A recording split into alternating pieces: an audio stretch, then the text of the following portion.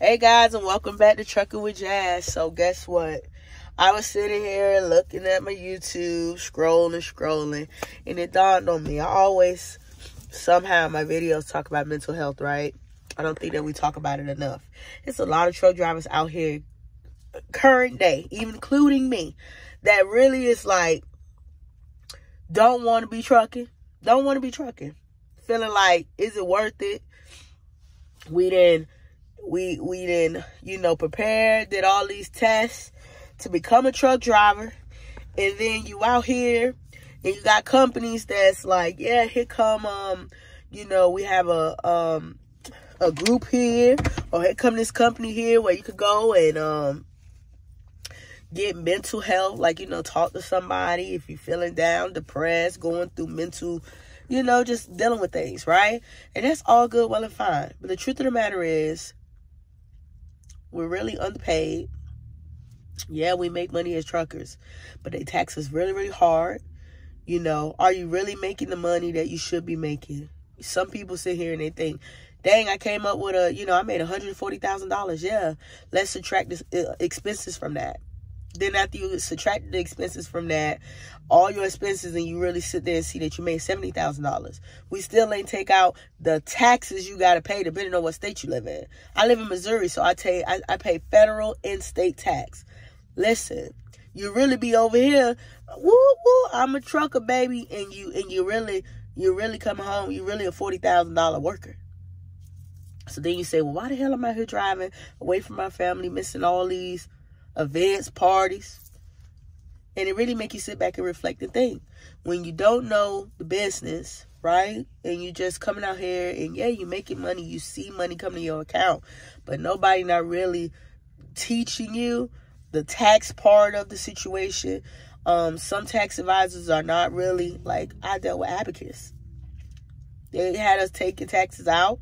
At the end of the year, they still hit us with another $8,000 we had to pay the IRS.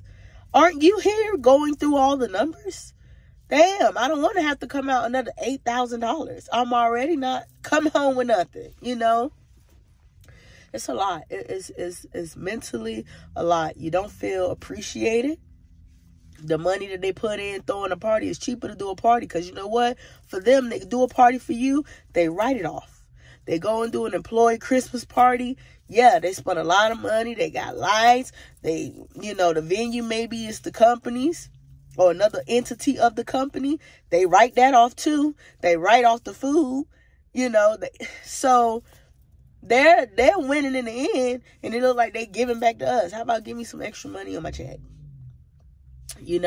How about making sure you make adequate money, not allowing it to go up and down. And everybody always say, oh, it's the market. Listen, yeah, the market, okay? Hear me out. I know a big company, mega company, is not going to Walmart and saying, can I negotiate these $1 million loads y'all need us to, this $1 million y'all need us to carry, not $1 million, million loads y'all need us to carry in the next 6 months. They ain't negotiating that shit every month, every 2 months. They ain't negotiating that 6 months to a year ahead of time. Please stop sitting here. And if I'm wrong, please hit me with the facts, please. Please stop sitting here operating like it irks my nerves. I get that smaller carriers that be doing a little independent, or okay, we got this extra little load. Okay, we locked in Snyder, we locked in Prime, we locked in Snyder to move 1 million loads for this year. We locked in Prime Inc. to move 500 loads this year. Then maybe they had a little extra, because they doing it for a certain rate. They locking it in. It's too many loads for them to be sitting here negotiating every month, every 2 months, every 3 months, loads to move. Now, as far as smaller entities, smaller little stuff, okay, they came out with this new product that they moving, and they got guaranteed that these stores want to buy this product. Or let's say like a Walmart brand, we just made a deal with such and such, and we're moving these people products, so we need to get the logistics of moving their stuff to our warehouse, getting it into our stores. So now they may deal with smaller contracts, This just me making it up as an example. They may use a little smaller contracts because it's not super, super big. It's not millions of loads they need to move. Maybe they just need to do a hot, let's say 5,000 to 10,000 loads that need to be moved. So maybe they may throw it out there a little bit, and you see it on those little random load boards that people be using, or like brokers be using, them little random 7, 8 load boards where they start seeing those little loads and they like, okay, and they doing their little deals here and there. That's on the smaller scale of things. But when we talk about mega stuff that's being moved by mega carriers, they is not negotiating. They not on the phone calling these people saying, how much are you going to pay us for moving this load? Oh, it's going to be 15. Okay, great. We'll go ahead and move that, and let's get it on the board and get somebody on it. It's too many loads. It's too much money that's around for them to be playing around like that. It's too many loads to be over here negotiating like that. So that's how I know that's not how the industry is moving overall. Like, common sense is common sense. But yeah, I just had to bring it up because, you know, it really made me mad. I've been in the game 2 years now. I like trucking. I went from a 53-footer. Now I'm driving a 40. I drive a semi in the front, box truck in the back, 40-footer. And that's a different little thing. It's nothing wrong with driving a 40-footer. The problem is the inconsistency of how often you get in loads, because you got to compete when it comes to FedEx. FedEx Custom Critical. And you sit a lot. I didn't mind to sit it in the beginning, but I'm young. I was like, I won't know how to sit in this. Like, I hear people say before me going in, it was like, oh, yeah, you sit, right? I know about the sitting. I just didn't know how long the sitting could be. Sometimes you sit for 4 days. Like, that's too long for me. I want to make money. Ultimately, I want to make money, and I want to make money to secure the bag for the things that I want to do for my future. And I can't do that by sitting 4 days out of a 7-day week. You just can't. Okay? If you're not making... if you're not getting the loads, that's another thing too. What about when you move a load that's $1,500? That's nothing. You know, you need to be getting loads $8,000, $10,000 load, like, to make money. With, you know, $5,000, $6,000, like, you need to get solid loads like that, depending on who you running under and how they're paying you. If they paying you 60-40, you know, it really depends on how they're paying you. Is it 50-50? You know, do you own the truck? Then you getting that money directly to you. You're not paying nobody. You pay your own truck. You pay your own truck note. Things like that. It just really depends on how you set your situation up. So it's very, I feel frustrating and daunting as a truck driver trying to come out here. You're new. You're trying to learn the game. You got people that's telling you things, but then they elaborate and throwing extra stuff in here that's not true, that's not giving you accurate stuff. You don't got people. I'm not saying you got to walk around showing your pay stubs to everybody. I don't feel that way. But just like, if you're going to put knowledge out there, like, really be truthful, really, you know, if you're trying to help people, really, like, I mean, I don't know. You sitting here just throwing out numbers and, oh, well, you know, you can make $60,000. What, is it $60,000 a piece? Or together, did you make $60,000? You know, what made you be successful? Were you at $60,000 because you was out here the majority of the year?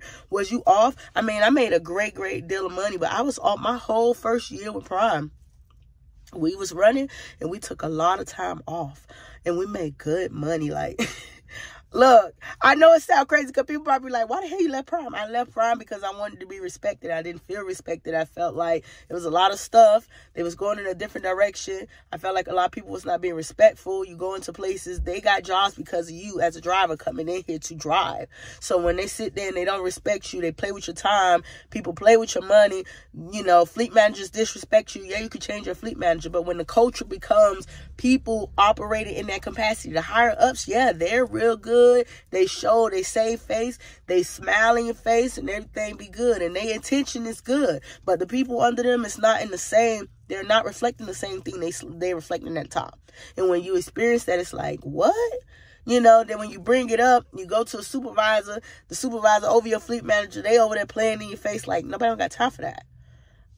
Nobody don't got time for that. They making money off of you.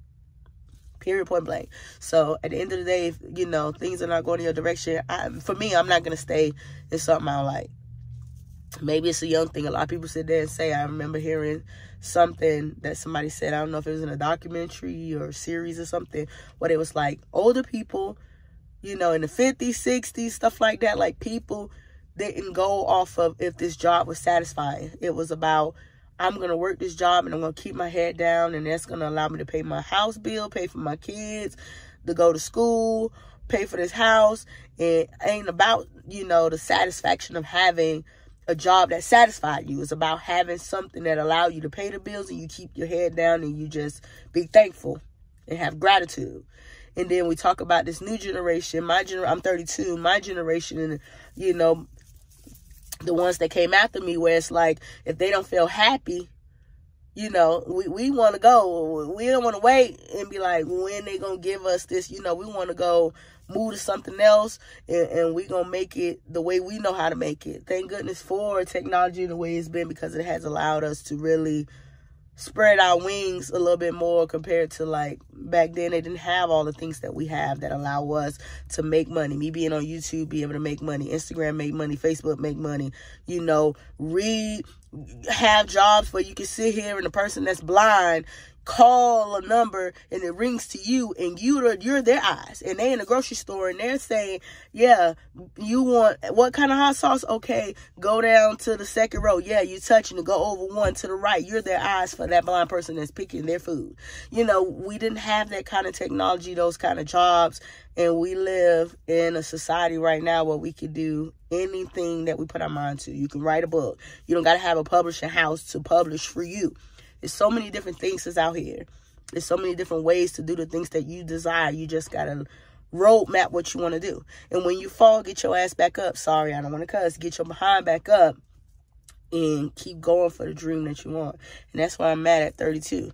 You know, I feel like I'm not falling down, but I feel like my mind is, like, changing. I had a friend that used to ask me all the time, like, you know, when we first met at Prime, you used to like, you was for sure on what you wanted to do, and that was what it was going to be, and you changed it. And what little did she know was, I always been a person that if I didn't have a plan A, I had a plan B, C, D. Now, for some people, they may say, well, hey, that's not a good thing, because you kind of allow yourself to not be accountable for the thing that you didn't do the first time and you jump onto something else. But in my situation, I just feel like I'm a chameleon. If something ain't going right, I can't make the puzzle fit in the puzzle that it don't go to. So if it don't work, I'm just going to allow myself to be like, okay, let's go back and reassess, and let's see another way to get through that door. You know, I'm not going to sit here and say, if I didn't get through the door this way because John Doe was supposed to help me, they ain't help me. So you know what? How I'm getting through this door. Now let's think of the other ways to get through this door. A lot of people don't think that way, but that's how I think. That's how I process. That's how I'm going to keep on being. And I hope you guys just stay with me on this journey. I really appreciate, like, you guys coming to my channel. I hope that I'm, like, not long-winded, getting on y'all nerves. I am not feeling well, but I have not dropped a video for you guys. I actually recorded a few videos and I didn't post them because I just felt so awful. And I just was like, I don't want you guys to hear me sounding like all crazy. So I'm waiting for my wife. She's in Burlington, and I'm just in the car because I don't want to make other people sick, right? Because I don't feel well.